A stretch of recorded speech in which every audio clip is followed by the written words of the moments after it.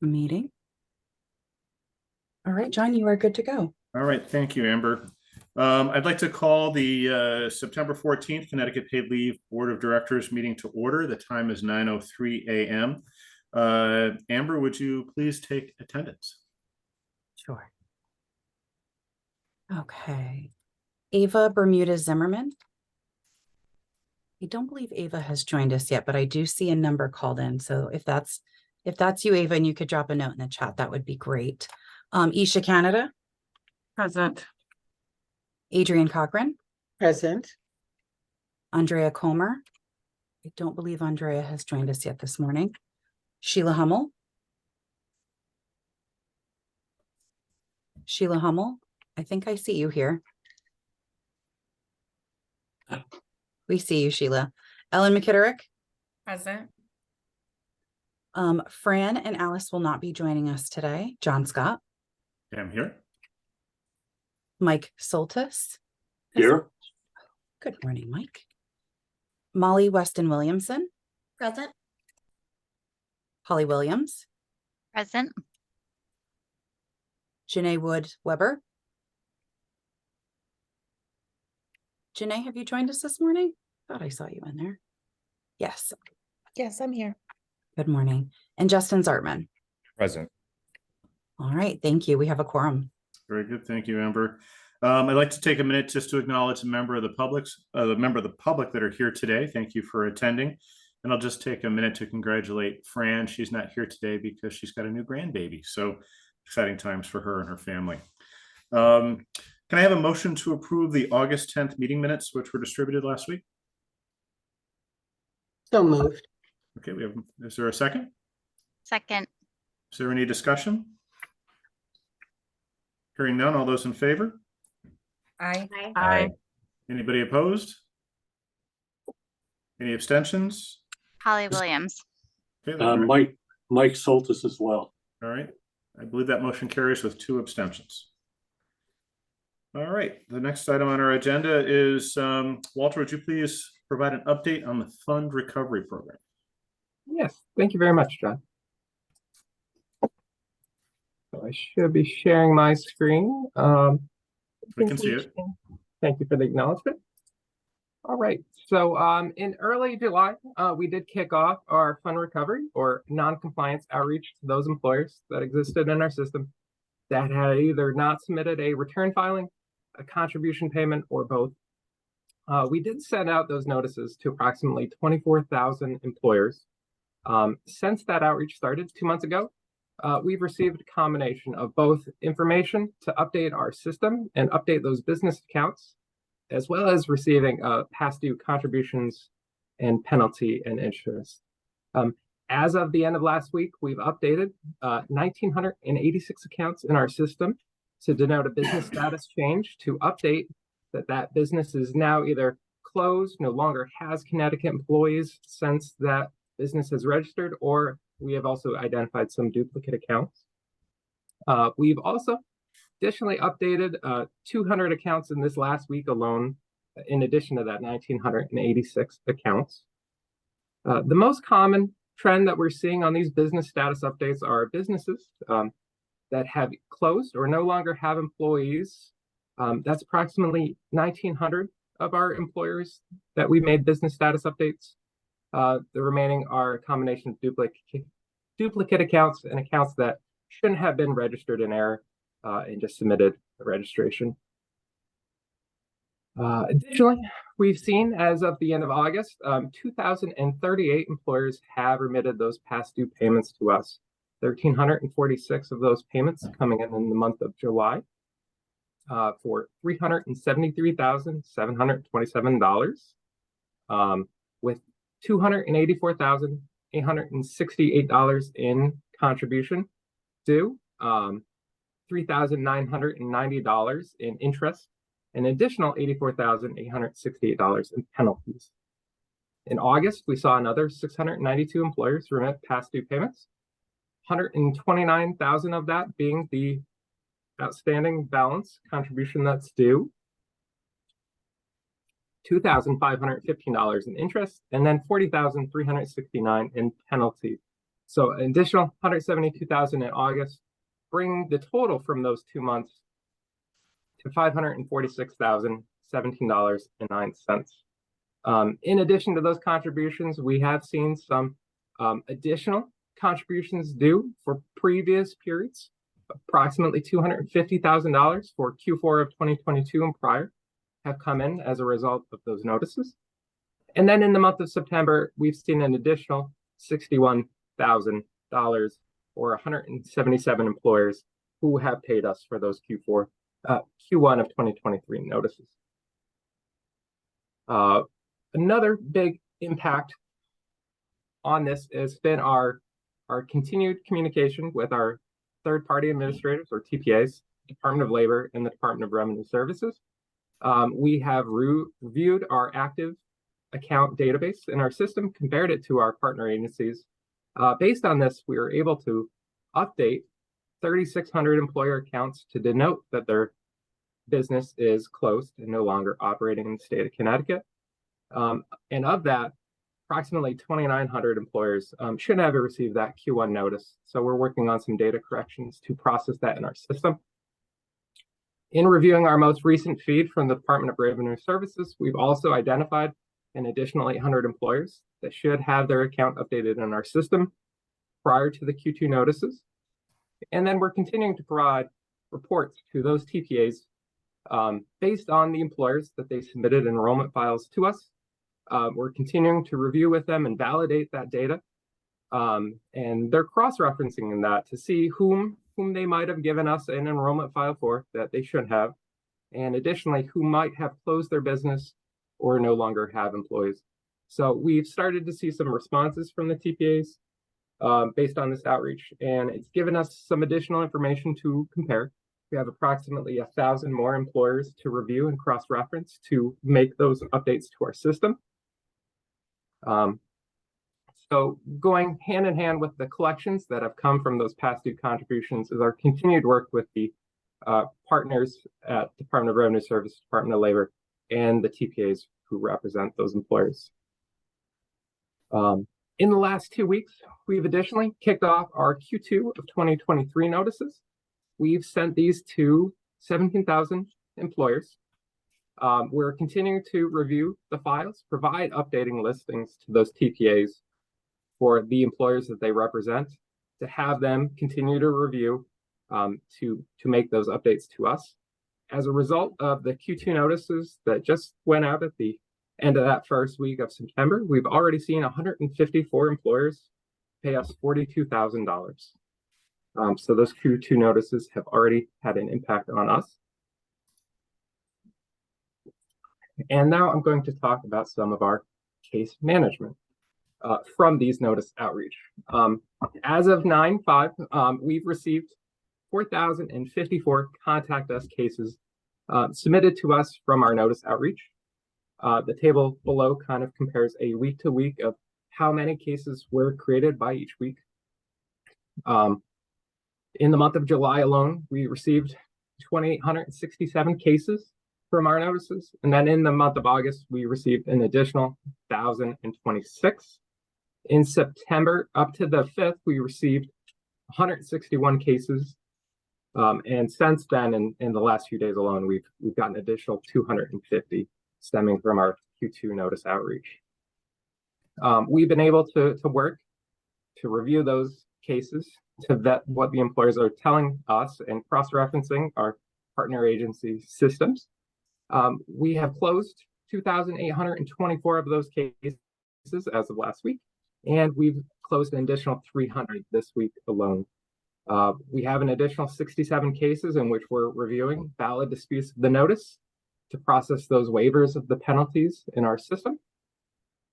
And we currently have 240 cases assigned to us that we're continuing to review and respond to.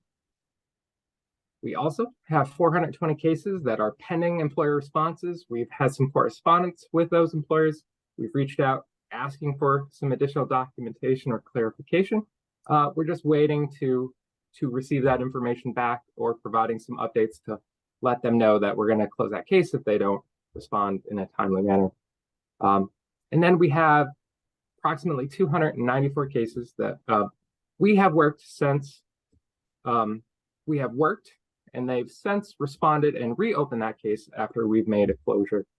Sometimes employers are just thanking us. Sometimes they're providing some additional documentation to support why they reached out to us in the first place.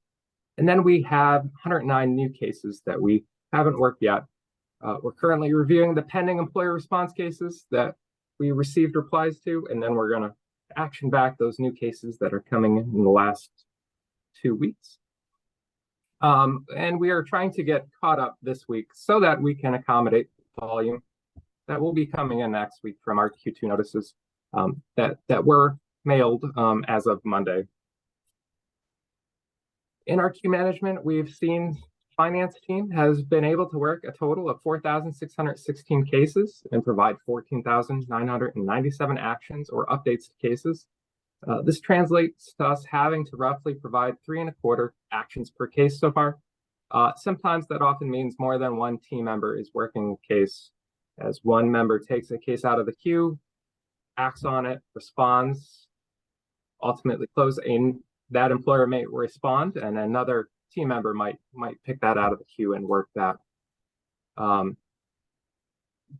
We are also working to cross-reference the account details, the payment history, and previous reportings to the Department of Labor, Department of Revenue Services while working these cases to remind employers that they also might have other periods that they owe us for. And our 2 temps have been kind of doing more of our upfront work in providing the right guidance to the employer so that the finance team can really start to make those business decisions. The last thing I wanted to highlight from our notice outreach and case management response is that since these notices have gone out, we've also been able to receive an additional 1,034 contacts that were added to those employer accounts since the notices went out. So employers whom were non-compliant for Q1 or prior had a contact added to that account stemming from our notice outreach. So we continue to further enhance our database of registered users, which should help with future reach out and correspondence, as well as new newsletters and other various outreach attempts. Does anyone have any questions on our notice outreach and collection efforts? Are there any questions for Walter? Hearing none, Walter, thank you. Thank you. All right, next on our agenda, Aaron, would you talk to us about the Auditors of Public Accounts report? Thank you so much, John. So at the end of August, I can't remember now if it was the 29th or 30th, the Auditors of Public Accounts issued their report of the authority activities for 2020 and 2021. They had 4 findings, each basically related to some documentation issues that they thought we should have more documentation than we had. In each of those instances, we had already taken steps to correct or address the issues. But of course, it's always a backward-looking report. So we just wanted to make sure that if anyone had any questions or concerns, we gave you this opportunity during the board meeting to raise them. Okay. Are there any questions? Hearing none. I think, Aaron, you're still up. The actuarial report.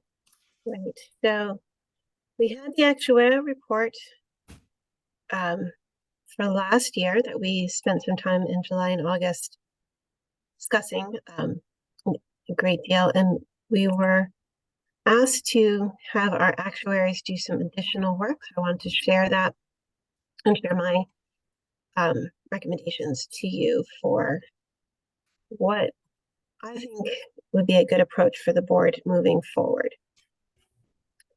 First, just a quick reminder, our statutory responsibilities are to provide those income replacement benefits to ensure that the trust fund is solvent, so that we have enough money to ensure that we can continue to pay the benefits required and to limit the need for contribution rate increases or reductions due to changing economic conditions, and of course, to make sure we use some of our money to conduct public education campaigns. So even though it looks like our incident rates have been relatively static since inception. When you dig deeper into the numbers, you can see that the claims are going up. We've had over 159,000 claims filed since inception. Slightly more than half were filed in the last 365 days. One other thing that I really want to thank John Simonetti for pointing out and doing the analysis for is that the impact of changing our process to make it easier for workers who have a pregnancy and bonding claim hides a little bit of our growth. If you just look at the straight numbers, it looks like our average is continuing to be 7,500 claims per month since February of 2022 going forward.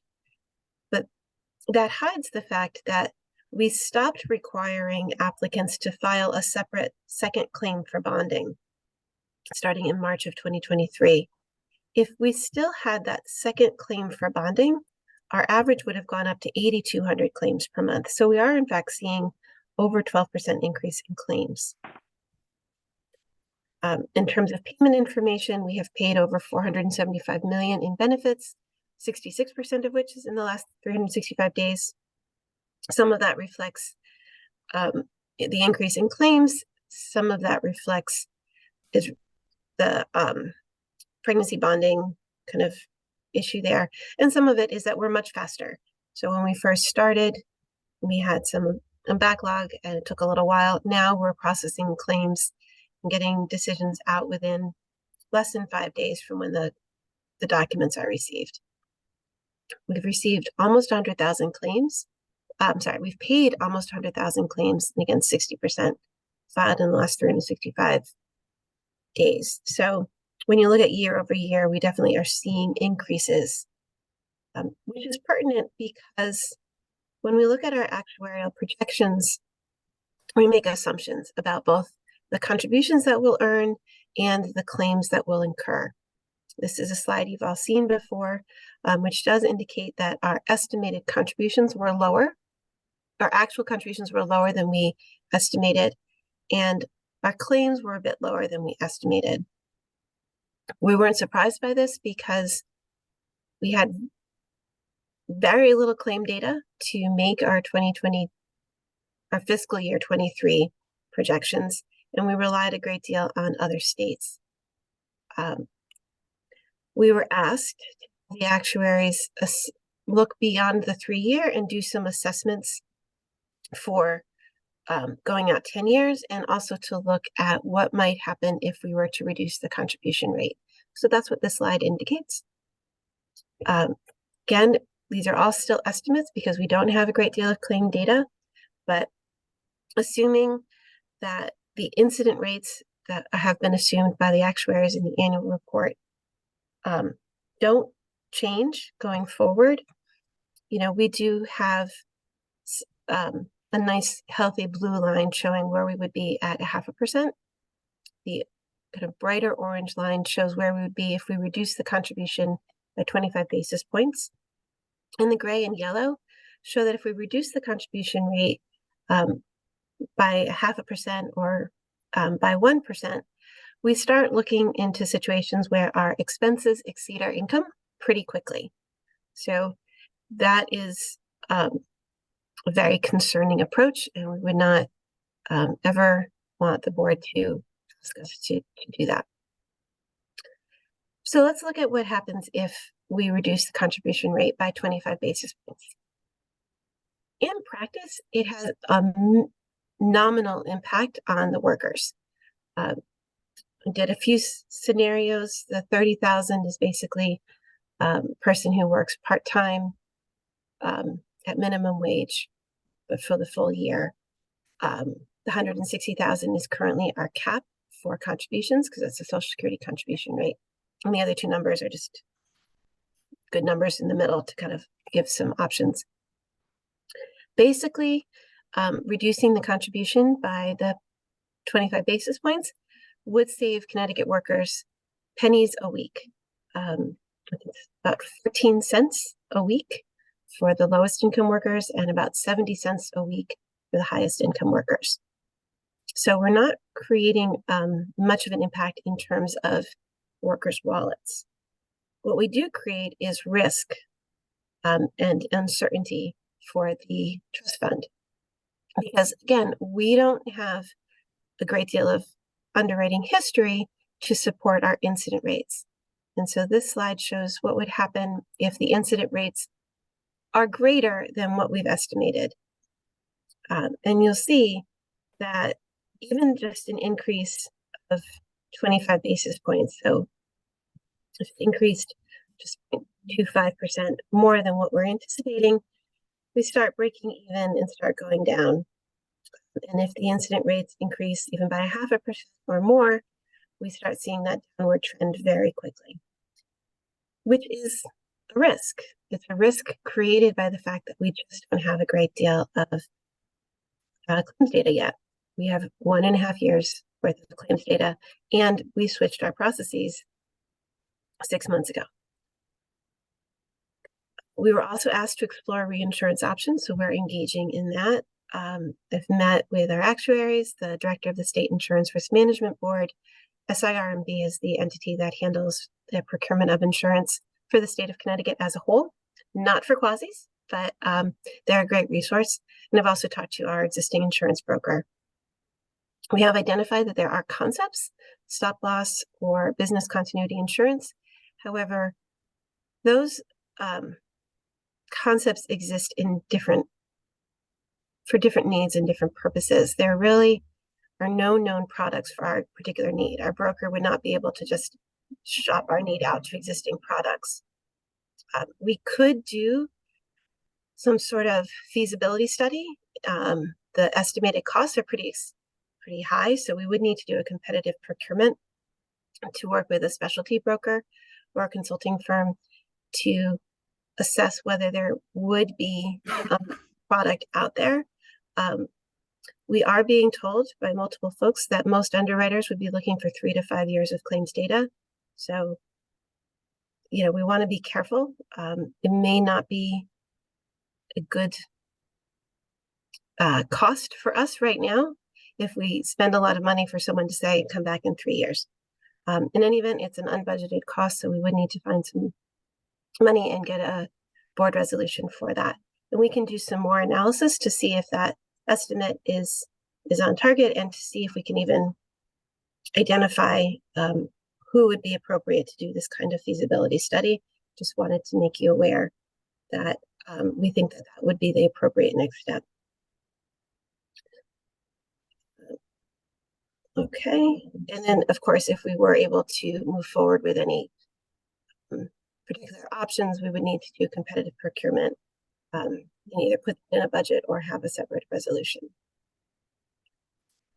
Just to kind of bring everything back, by statute, any rate must be announced by November 1st. So a change would have to be voted on by the board in October. We would need to put it on the agenda. So today is really just a discussion purposes. I'm not asking for a vote today, but any rate change would have to be announced by November 1st to take effect on January 1st. We also want to be aware that changes would not affect only us. It would also affect private plans because they cannot charge more than we charge. So the private plans, the underwriters, as well as payroll processors would all need to be mobilized. I don't want to forget that some of our board members have also asked us to explore increasing the maximum benefit. Candidly, changing the benefit rates presents the same concerns. We just don't have enough claims data. We barely have 2 points on the chart because we only have 1.5 years worth of information. You can't make a trend with that. I also just want to recognize that an increase in the benefit rate is not something the board can actually do on its own. It would require a legislative change. And we would say to the legislators, we have concerns about making changes when we don't yet have enough history to assess our trends and rates. So my recommendation to the board for consideration for discussion today and potentially next month is to maintain that 0.5%. Allow us to continue to monitor both the claim and contribution data. Allow us to continue to work with Spring Group Right now, Spring Group has given us metrics to make sure that we have the minimums needed to support long-term solvency. We don't really have objective metrics that would enable us to say, this is a true surplus. This is when we really think the rate change would be appropriate. It's something we've asked Spring Group to work on, and they are willing to do so. And if you would like us to do so, we can continue to explore reinsurance options. So that is sort of the status of where we are in our analysis to date and our recommendations. I will stop sharing so I can see you. But if anyone wants me to pull up anything, just let me know. Okay, so we've got some questions. I see Molly's got her hand up. I have some questions as well. So Molly, I'll let you go first. I have two, but I think I can be speedy. The first is, my assumption is that there's some number, and we probably don't know exactly how many, but there's some number of Connecticut workers who have valid claims who aren't filing yet, that we're not catching everybody who should be applying. And so that our goal is, with all of the outreach, with all the things we're doing, our goal is to make the incidence rate go up because it's lower than we want it to be. Is that accurate? Yes, we do believe that the incident rate, that we're not yet at full maturity. Most programs take a few years to get to that kind of saturation where people know that we exist and are applying correctly. And we don't believe we're there yet. Got it. So I think that's just worth, as we're thinking about all of the charts, that like our goal is to have the incident rate go up because we're not catching everybody we want to catch. Yes. I guess my other question, which I think is speedy, just to clarify something that you said, it sounded like we're now at, when all the documents are filed, we're averaging claims are paid within 5 business days. Is that right? So they're approved within 5 business days, and the payments, if the person is already out, then we make the payment right away. If the person is not yet out, they get paid the sort of Tuesday after they go out, and then every Tuesday thereafter. Got it. Yeah, So but our decision rates have gone. That's the wrong way of saying it. Our speed at making decisions has gone way up, and so we're very fast. We're very quick about making decisions. got it. So now a worker who is already out on average is getting paid within 5 business days if their claim is approved. A worker who is not yet already out, their claim is processed and approved on average within 5 business days, and they're paid at the appropriate first juncture. Exactly. Okay, thank you. All right, I'm going to go next. So part of this, and I appreciate you having this additional work done by the actuarial firm. I think a lot of my questions are probably what drove this conversation. So thank you for that. In the previous actuarial report, we saw, numbers in a year or so out that we're sitting on, $750 million with a B, billion of taxpayer funds, which gives me great heartburn. So it's interesting to see the actuarial numbers you've run if we drop it by a quarter point or something like that. But I guess I'm thinking, I live in the insurance world. That's what I do for a living. And insurance rates fluctuate year over year. Nobody on this call has had the same auto rate or homeowners rate or any other insurance rate stay the same year over year. Sometimes it goes down, sometimes it goes up. What does the actuarial firm recommend as a sweet spot for what we should have in our reserve? And if we were to say adjust the number down, the deduction down to 0.475 or whatever, the quarter point down for this year, what would the impact be? And then next year, do we lower it again? Or maybe because we saw the error of our ways, we bring it back up to a 0.5 point. If we have the ability to change it from year to year, I think we should take advantage of that. Again, I'm really uncomfortable extracting this amount of money out of the economy for us just to sit in a big savings account. I think there's a different way to skin this cat. Sure. No, I appreciate that. And that's one of the reasons why we look at this so closely.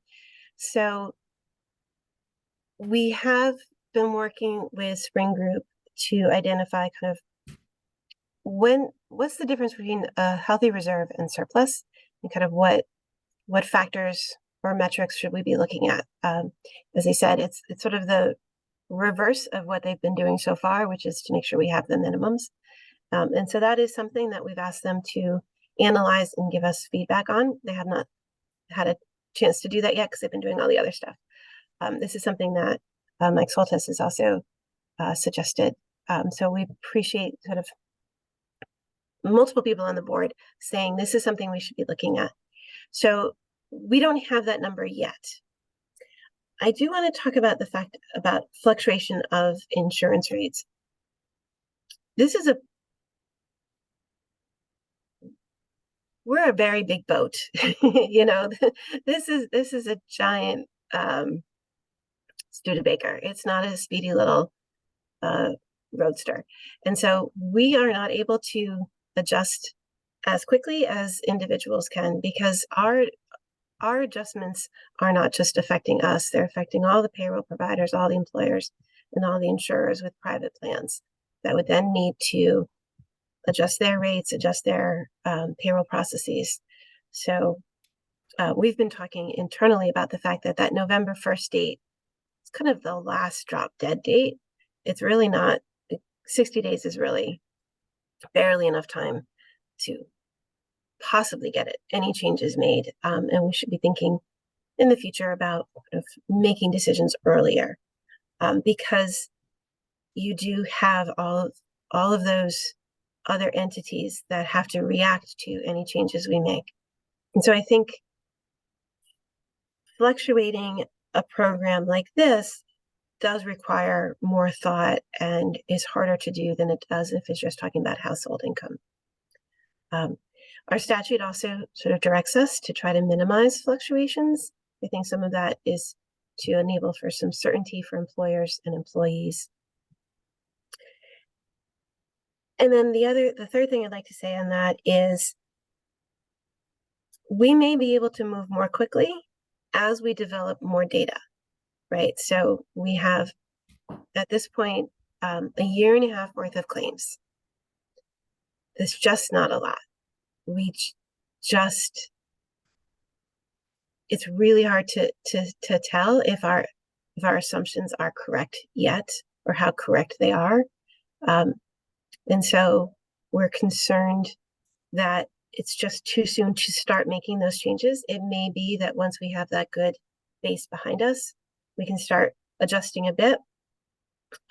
Maybe an adjustment that is sort of more meaningful than the 25 basis points, which right now it's a lot of effort, a lot of work, a lot of cost to the industries that have to adjust with us for very little benefit to workers. So I would say I would like to keep this conversation going, keep it top of mind for all of us, and then we'll look next spring, see where we are, see what kind of data we have, and begin the conversation earlier, so that perhaps by next year we are able to start making those adjustments. Because again, we don't have $750 million. We have a projection that perhaps we may, if our contributions stay where they are estimated to be and our incident rate stays where they're estimated to be. If contributions continue to be a little bit lower, if our incident rates go higher as we would like them to, that number is going to look different. Okay. You know, the running joke in the insurance industry is that the CEO doesn't run the insurance company, the actuarials do. So I have to believe that the actuarial report that we've received is pretty accurate. And the number, again, that $750 million, and it was only what, a year or two out that would be sitting on that kind of money. So even if we waited a year, I feel like we're still sitting on too much. And I had conversations with Andrea before she left about the amount of money, and you know, the minimum wage worker, I think, is the area where I'm really concerned about. I mean, $7, I know that's an annual thing, but $7 could be a meal for their family. And then again, that's also money that's just being extracted on a bigger basis out of the economy. If we were to decide today, or if someone put a motion on the floor to drop it by 1/4 basis points effective November 1st, explain to me in better detail about how these processing firms and things like that would be impacted. It strikes me that things like this change, federal taxes change, health insurance rates change, all that stuff has to be programmed into the system. I've got to imagine that they're pretty Johnny on the spot with making those changes as they get rolled out. There's a lot of factors that go into running payroll, and I think a lot of that stuff changes with as little as 30 days notice. The payroll providers have told us that they need a minimum of 60 days. That is, so, as you mentioned, that November 1st is sort of the drop dead, but it's, well, as Walters has shared, we're still working with payroll providers who are still trying to get themselves caught up with us, even though we've been working with them for 3 years. So in practice, actually making the changes and having them be done correctly, although, a single one could be done in 60 days, the larger kind of piece of it adds complication. But I agree with you, the payroll providers could probably scramble and get it done. The private plans would have to adjust their rates, which have already been quoted. Those plans have already been quoted and approved. So now they'd have to adjust their rates because they cannot charge more than us. And then they'd have to then notify the payroll providers. So that is a two-step process that's going to definitely bring you under 60 days, because you've got the insurance companies that have to act, have to report out to their client employers, who then have to report to their payroll providers that there's going to be a change. So it's just a lot of scrambling over a time when they all tell us year end is already difficult enough, and why are you all doing this? Why does everybody do this on January 1st? Right. Nobody likes things to start on January 1st because everything starts on January 1st. So it's not, I don't want to overstate it, right? It's not like it can't be done. It's just, it's a thing for us to make sure we're aware of, because it's not as easy as just flipping a switch, or as easy as, handling a small book of business. We're talking about thousands of employers So and hundreds of private plans. So let's talk about the private plans for a minute. How many of those private plans have rates that are the same as ours versus lower than ours? Great question. I know we have an answer to that. I'm going to keep tap dancing to let maybe Michael or Joe figure out what the answer is. I feel like it's about half. We're at 0.5%. And then there's another percentage that was sort of in that 0.4 to 0.5. They were a good number. I remember from approving plans myself, they were like 0.48, 0.49, right? Like just under the half. Right. So, I don't know if I've vamped enough for anyone to find that number. If not, we can get that and share it with the board. I have the annual report up. I'm just pulling up the section where we talk about that. So Oh, good. if you want me to vamp for a little while as I slowly Well, find. Run while he's looking up the numbers. Yeah. If we were to, what's the procedure? Again, you said it's November 1st. We have to make the decision by, or do we have to? And it's effective January 1st. The announcement, per the statute, the authority must announce the rate by November 1st for a change to take effect on January 1st. So we're still within a decent window. So it's not like we're here. It is September, and we're saying we want to change it effective November 1st. So here we are saying September.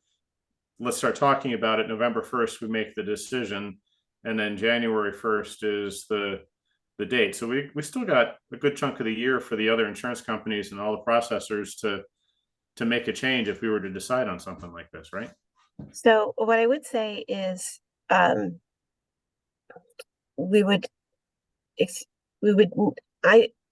comply with the spirit of FOIA and to make sure that everyone kind of has an opportunity. This was intended to be an update and a discussion, not a vote. So we would really want to put the vote on the agenda to make sure everyone was ready and prepared to vote. That could either happen at the regular October meeting, should be the second Thursday of October, or if there was a need to do a special meeting, y'all could vote to hold a special meeting. So yes, you could hold a vote sometime in September or October, either at the board meeting or at a special meeting to change the rates. That is a board decision. That is one of your number one decisions. I strongly recommend that no rates are changed this year. Just to follow up, I think is what you said, but it's about a third of the private plans use the same rate that we do. It's 0.5%. Okay. All right. Holly, I see you got your hand up. Or is that for me or for Holly? I'm sorry, Molly. I'm sorry. We have a Molly Williamson and a Holly Williams, and that makes it maximally confusing. Well, my screen is so small and my bifocals I didn't catch. So Yeah. sorry, Molly, I'm totally on you, Molly. So I think setting aside for a moment the question of whether we want to adjust rates for next year, which I will say, speaking for myself, I'm skeptical we should do. It seems like for the future, we should just have a scheduled time that we discuss this in the future, and that like there is a schedule that, you know, at some appropriate board meeting, I don't know if it's June or July or whenever the appropriate time is, and we have probably July because we'd want the previous year's data, but like it seems like we should just have a time each year that the staff presents us with a recommendation about whether or not to adjust the rate, and we have a scheduled vote for the future. Like we can figure out what we're doing for next year, but it seems like that would be good process. Yes. I don't know what we need to do that, but that seems like, at least for the future, it would be good to have that be a scheduled discussion each year. At some time, we have a real opportunity to do it. Yeah, I completely agree. And I think it should be, I think you're right. If trying to get the data in would probably make it like a July meeting. But, you know, I think candidly, we in turn on the staff, we're not expecting to have this discussion with a year and a half of claims data. So we were sort of not thinking this summer that we should have it, but I think going forward, it should be every summer we should have this discussion so that there is time enough, everyone's prepared, we have all the analysis done, and then everyone else who's interested can kind of be prepared as well, and we're not scrambling. Okay. Molly, any other questions? I had one more just to make sure I'm understanding the law correctly. My understanding was that carriers, private plans can't charge employees more than the state rate, but in theory could charge more and have employers make up the difference. So it seems like no one would choose the private plan if that were true. But is that correct, that the cap is not on the rate, the cap is on employee withholding? The cap is on the employee withholding. So yes, theoretically, the businesses could make up the difference. In practice, we know that that would be contrary to many people's expectations. And so we try not to subvert expectations quite that way. Okay. Molly, are you all set? Sorry, just one additional point on that. I think they might actually add time to it, because then the employer has to make a decision as to whether they're going to, you know, charge the different or pay for the difference or reduce the rate with the insurance carrier. So it may end up extending the timeline from 60 days. It also sorry, there's all sorts of sirens going around my house.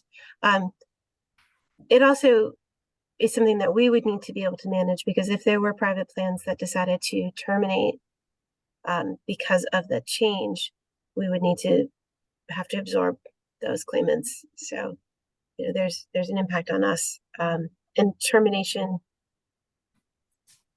prior to a traditional end date, you know, comes with other consequences. So we want to really make sure we're communicating widely and early before those things happen. All right. Are there any other questions? John, this is Mike. Mike. Good morning. I have a question, and since this is the discussion period, in thinking about this, you know, naturally you always think about the best case scenario and the worst case scenario. What is the worst case scenario here? I mean, if everything went against us, if we reduced the contribution, if we were successful in raising the claims, and we got into I'll call it financial distress, what mechanisms do we have available to manage through that? Great question. So statutorily, you can only change the rates once a year. So if we reduce the rates and then we're sad about it, right? Like immediate regret, or we could not change the rates again until the following year. So that's one. If we had,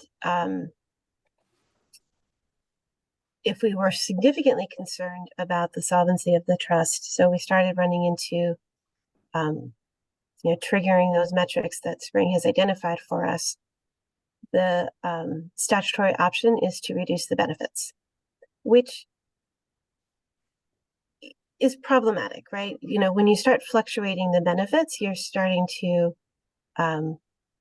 create distrust into the program, you're starting to create significant confusion, and you're starting to see situations where, well, I applied in April and I got a cap of $900, but my friend applies in, or my spouse applies in May and their cap is lower.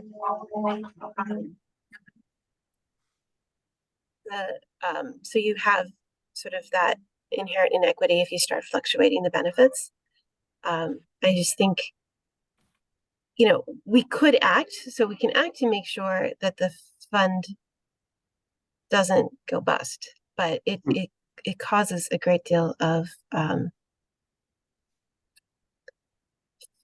fluctuations cause distrust Right. and concern and confusion. And can we reduce, and again, this is all worst case scenario, I don't see us getting anywhere near this, but can we reduce benefits during the year? Yes, unless Michael tells me differently.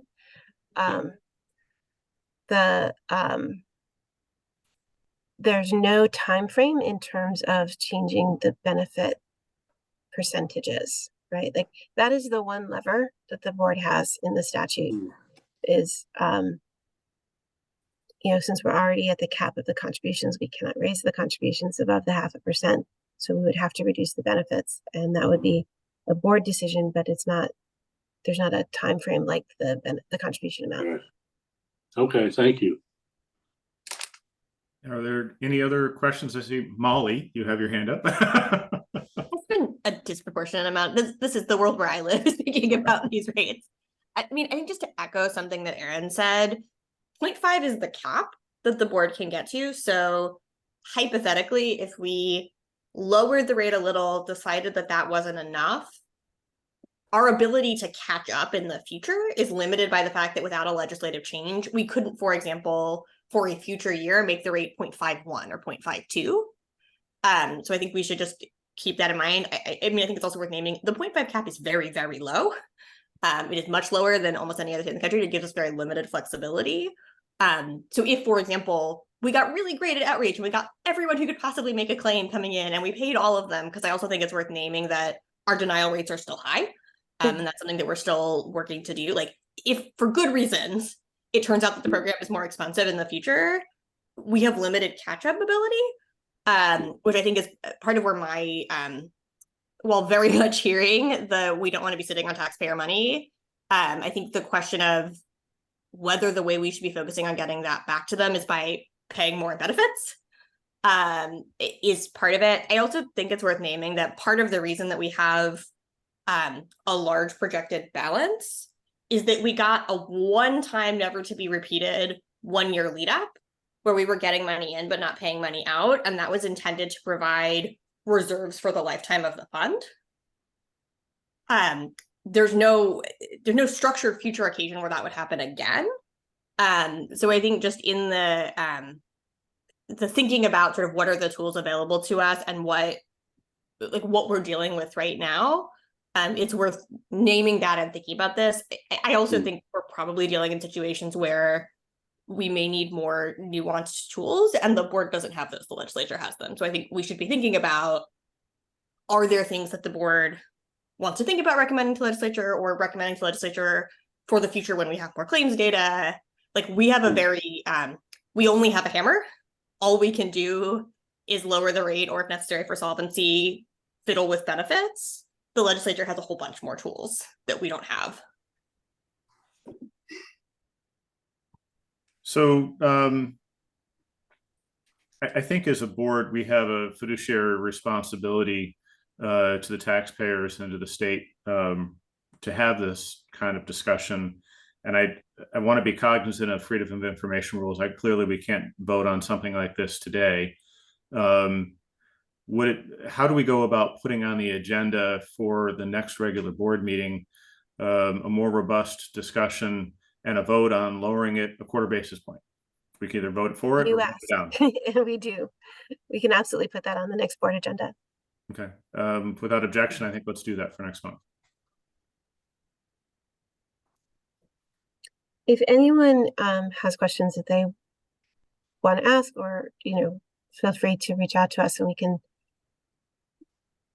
as long as we don't have quorum, we have, the ability to talk. We just can't engage in virtual board meetings outside of the public, but we can share information. So please don't hesitate to ask questions. Can I ask that as we prepare for that vote, I don't know if we can get sort of formal projections in the same way, but if we could have information to take into account about denial rates and what our best understanding is of the number of claims we're not even getting filed, I think that would be helpful context for thinking about where we might be going. Absolutely. We can certainly update the claim info, denials. I will say we're still seeing denial rates still incredibly high rates because of the denial rates are not incredibly high. I don't want to be misquoted there. Our denial rates are the number one reason for denial by a country mile is the failure to provide the documentation that's requested. And so we're engaging in a lot of activities to try to determine, is there an obstacle? So are people confused? Are they having trouble obtaining the documentation? Are there problems? So people who legitimately are sincere and seeking benefits and are having trouble versus folks who start the process and then for reasons of their own choose not to pursue because maybe they're not going to have the surgery after all. Maybe they realize that their company is going to cover their amount through sick leave, or it's just, what I thought that I could get this to take my kid to orthodontia and I can't, so never mind. And there is still the number of folks who begin the process and then never do anything, and so were they not legitimate claims to begin with, where they're just starting the process, but so we're appropriately denying those because they're attempted fraud. And again, we've talked about the fact that there's concerted criminal activity against every benefit program in every state. So we're trying to try and deep dive into that to try and figure out our denial rates. So I don't think we'll have full answers for you by next month, but we can definitely give you an update on where we are on that analysis. Okay. All right. Anything else that anyone would like to have for their information before October? Just let us know. Yeah, this is Mike. If I could raise a couple of topics on that. One is, I'll call it an impact analysis, right? I mean, we have a number of different constituencies from employees, employers, TPAs, and I think it's important to think about what would be I'll call it the ripple effect. Mm-hmm. If we did this, and you had that one chart that showed how it would impact employees based on their wage level.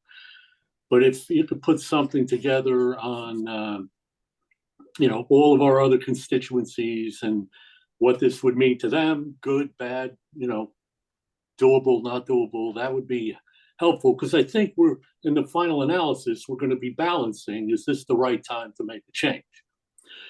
and that could be a factor in it. And the other issue, and I still struggle with this, and I'm not in the insurance industry, and I asked Herinda this a meeting or two ago, and I didn't get a real clear answer, and maybe it's because there is no real clear answer. How many years of data do you need before you could feel confident making a decision based on it? Mhm. I mean, I hear we have a year and a half, and that seems a little low. I saw one of your slides that said to go to the market for some insurance plan, they want 3 to 5 years. I don't know if there's a standard or not, but it would be helpful to have some insight into that. Okay, absolutely. All right, so we have some good homework to do, and we will do that and share it before the next meeting. All right. Anybody else? Seeing none, we'll move on to committee reports. Mike, you're up with policy and personnel. All right, good morning again. Our committee met last week. We received an update on the status of private plan audits from Michael.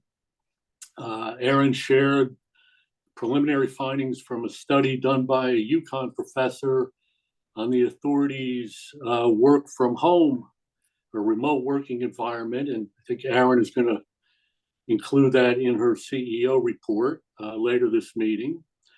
And we also discussed the Auditors of Public Accounts report, which Aaron just told us about a few minutes ago. So that was the extent of our meeting. Very good. Are there any questions for Mike? Hearing none, we'll move on to Molly for outreach and engagement. Shortest possible update. We didn't meet this month. We're looking forward to meeting next week, and then we'll circle back. All right, love that. Next up is finance and audit. Holly. Yes, thank you. The committee met last month and received the fund recovery updates shared here today. And then Dave is going to walk us through our financial reports. Good morning, everybody. Thank you for joining us. My summary will not be as short as Molly's this morning, but we will move it along. So thank you for setting the precedent, Holly. I appreciate that. Okay, let's share the screen.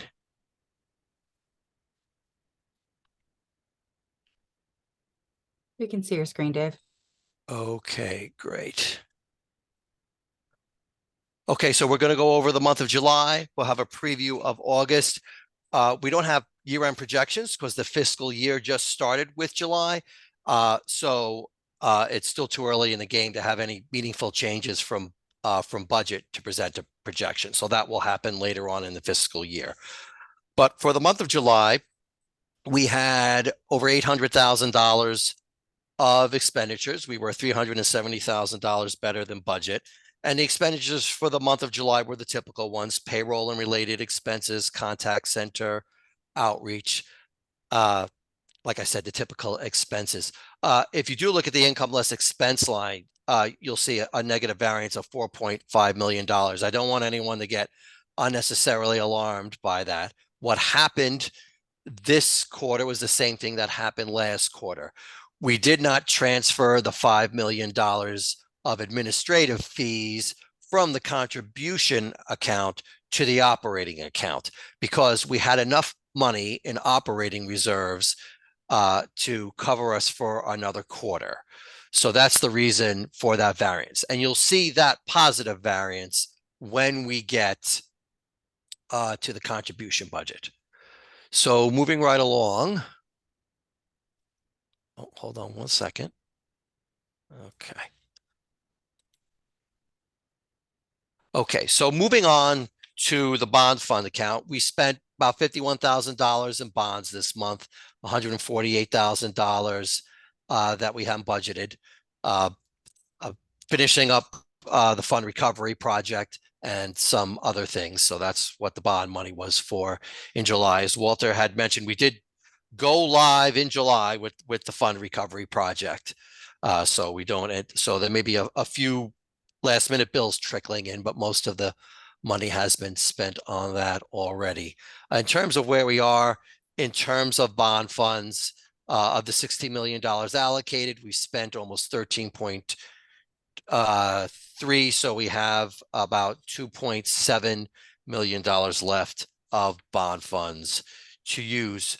Moving on to our contribution activity, July is a month when we get our largest influx of contributions. It's the month after a quarter end. And so we got almost $109.7 million in contributions for the month. For the quarter, that was, like I said, most of the money comes in this month. For the quarter, it was $110.9 million. So you can see the trend continues of employers and their third-party administrators sending the funds at the end of the quarter, including the grace period. We were ahead of budget by that, by $4.3 million, and that was a contributing factor to our almost $4.5 million positive variance in the contribution budget. We had $83.4 million of activity, and compared to $68.9 million budgeted. The other reasons for a positive budget were benefits paid was 26.7. That was less than what was budgeted by about $4.4 million. That averages out to about $6.7 million a week in benefits paid. We are starting to see an uptick in total amounts of benefits paid in recent weeks. We've hit some $7 million weeks, and we've set some new weekly records in terms of benefits paid. So that amount, we are seeing a slow but steady increase in the recent weeks. So we're going to certainly monitor that and see how it goes. The $5 million positive variance for the administrative fee is what I had spoken about earlier. We didn't transfer the money, so that's the reason for that positive variance. And Walter had pointed this out before, but I just do want to reiterate that we did have fund recovery money come in for contributions and some interest, and that was greater than what we had budgeted for. We had budgeted very conservatively because we weren't sure what the turnout was going to be, but so far so good. We're about $170,000 ahead of the game. And investment income of $2.1 million was also more than we had budgeted. We have a rate that's north of 5% now, and we had budgeted a rate that was closer to 4% for budget purposes. The contribution fund right now at the end is at over $581 million, mostly driven again by the, as Molly pointed out before, we had a year's worth of contributions that started in 2021. So that's why we've collected over $1 billion so far since inception, compared to the over $426 million of the benefits paid since inception, and that started a year later. So it is working as intended. Just a quick look on the balance sheet. Assets are about $600 million. Again, the largest asset of there is over $561 million, and that's in our short-term investment fund account, where the contribution fund is invested in. And for the month of August, just a preview, we had $1.1 million of expenditures. That's a little higher than usual. During the month of August, we paid our quarterly fee for our DOL appeals. That was $114,000. We had some one-time expenses, including our annual expenditures to the Department of Administrative Services, aka DAS, for some HR and IT support that they provide. Our actuaries had provided their annual report that you saw previously, so we paid them for that. We also had some annual platform expenses that we paid. And so all those items caused the August monthly expenditure amount to be higher than it may have otherwise normally been. Claims payments were $35.6 million. We actually paid our third-party provider, Aflac, for 5 weeks. That's the way the calendar works. Some months are 5 weeks, So that's why the amount is higher than usual.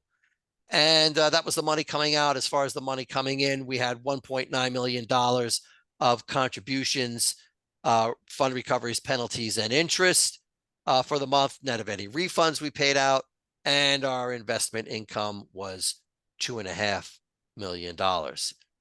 So that's what happened in the months of July and a preview of August. Does anybody from the board have any questions? Molly? I'll be fast. So just to confirm, the 1.896 million Yes. number, so that's in for the month of July, we paid Aflac about $1.9 million. And that's roughly within the standard range. A month that's not like unusually high or unusually low. No. Most times that's the amount we pay. It's typically that amount every month. Yes. Thank you. You're welcome. Anyone else? Anybody else have any questions for Dave? Hearing none, Dave, thank you. Thank you. Aaron, you're back up with your CEO report.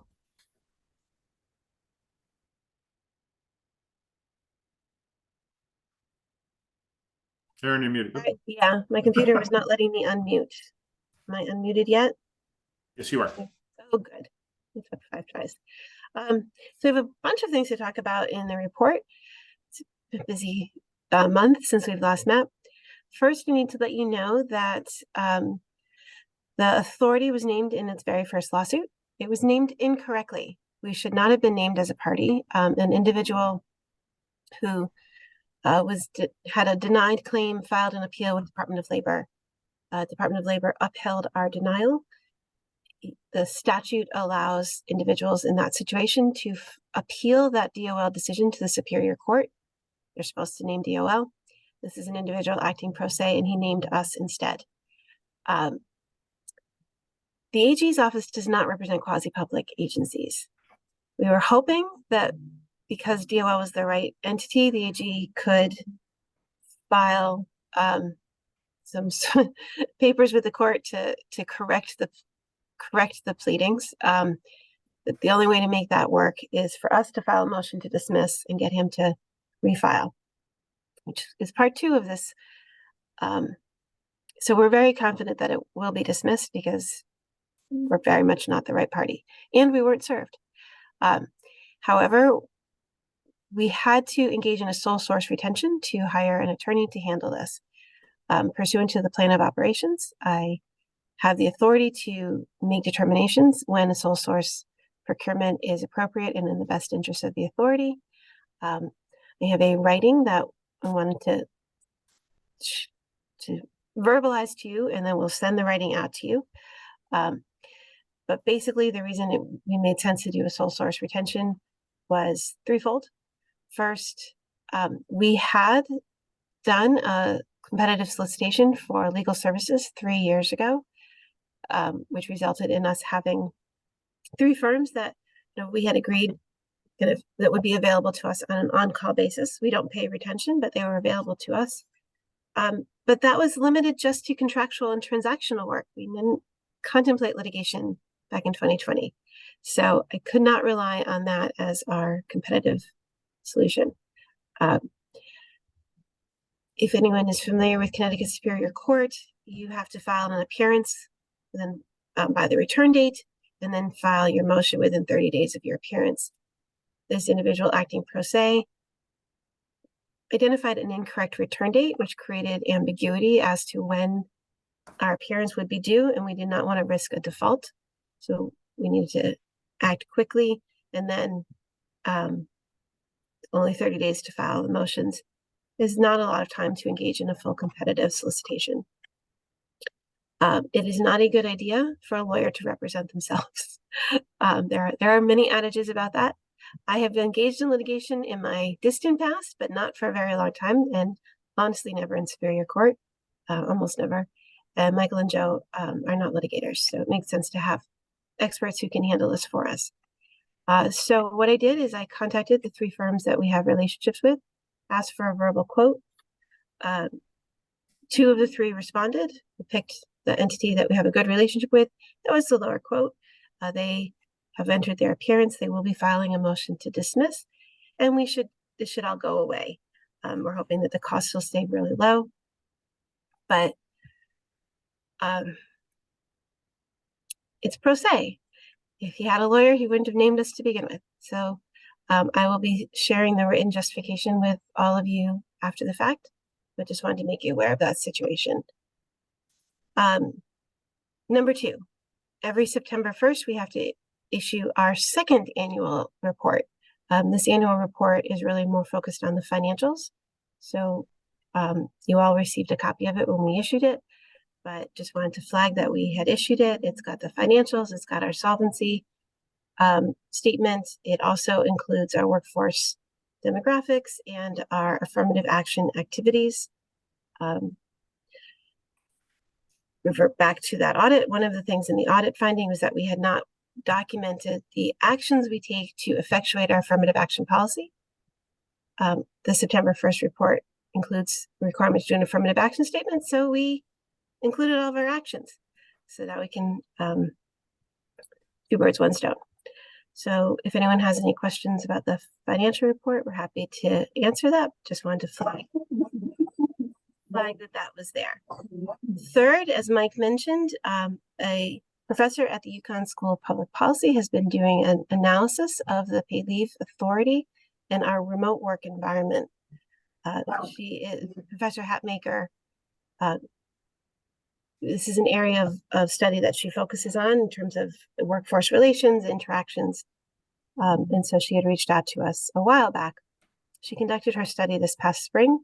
She shared with me her preliminary findings and is working on the written report. When the written report is received, we will share it with everyone. But I wanted to let you know that her preliminary findings indicate, based on her her study and her interviews with staff, that our folks are reporting that they are more efficient and more engaged and more involved in the workplace, and that remote work is actually working for us.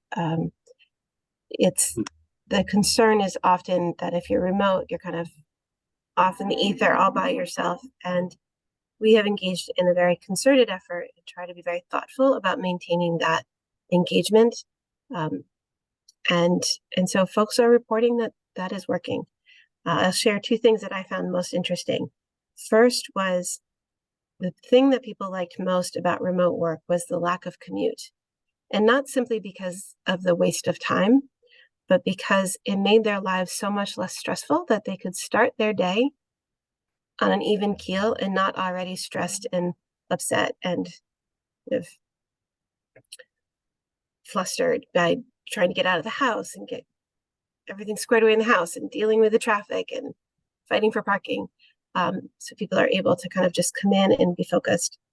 And folks felt that working remotely was actually more efficient because you can manage your time and manage your interruptions better. So you don't have the kind of people wandering in and at your desk and talking at your desk while you're trying to work. You can manage that better. So I wanted to share that. And when the report is written, we will share that as well. And then the biggest news is we are still a go for launching the revamped website tonight. IT has always got something, so I can't say for sure, but things are looking really, really good that we will be able to go forward with the replatforming and expansion of our website. We've been working for over a year on this project. I think we're at 13 months. It's been a huge project because it's not just sort of the IT basis, but that replatforming, as well as really significantly expanding our content. I think conservative estimate is that we've expanded our content 4-fold. So in terms of information, videos, images, trying to make sure that people who learn in different ways and receive information in different ways are all addressed, trying to make sure that we continue to be as helpful and as informative as possible. One of the best things is that it will be fully searchable. Right now, you can only search on the FAQs, but with a new platform, all the content will be searchable. Super excited about that. Also excited because with this new platform, which is the platform most of state agencies use, we can still maintain our own brand and look and image. So we don't look like everybody else, but it'll be a whole lot easier to update and maintain. The content is just so much easier under this new platform, as opposed to having to do everything through code, which is what we've had to do with the old one. So fingers crossed for us that there's no last minute issues, but barring that, we should be able to go live with a new site. And so tomorrow morning, when you go to ctpaidleave.org, you're going to see a brand new landing page with a whole lot more images, videos, content. So we're excited about that. And I think that's it for my CEO report. All right. Any questions for Erin? Andrea, see your hand up. Thank you. Good morning, and apologies for being off camera. I'm not well today. Erin, thanks for that report. I did have a question just in terms of the telework findings. Was there any discussion at all about sort of the inability or the challenges with sort of thought partnering and collaborating because there's, you know, the remote work? I mean, everything you're saying resonates with me. I just was wondering if that came up at all. Thanks. Great question. So Professor Hatmaker had shared that she had asked some questions about that. We do, as you know, but I'll report for everybody, we do have the ability to use space at 450 Columbus Boulevard, and we do use that with some frequency when we need to get together and feel that it's helpful to meet in person for kind of more extended, let's just sit in a room and hash this all out. And so people did report that that was helpful. But on the more on the fly day-to-day stuff, people really felt that the Teams access that we use really was the glue that held us together. And so there's still an ability to connect, pull people in, share documents, revise a document together from multiple computers. And so it's still that combination, that ability to get together if we think it's helpful or necessary, but that ability to use technology to collaborate really seems to be effective for our folks. Great, thank you. All right, any other questions for Erin? Seeing none, thank you, Erin. Do we have any old business? Seeing none. Any new business? I just have one question based on our conversation earlier. Do we need to do anything under new business to put the contribution rate on the agenda next month, or just a request? Just the request. We've already got it down and we will make sure it's there. Okay. Any other new business? Hearing none, can I have a motion to adjourn? So moved. All right, we have a motion. Is there a second? Well, second, Isha. All right, all those in favor? Aye. Aye. Anybody opposed? Any abstentions? The meeting is adjourned at 10:22 a.m. Thank you very much, everybody, for attending today. Thank Thank you. you. Thank you. Thank you. Bye-bye. Bye-bye, everybody.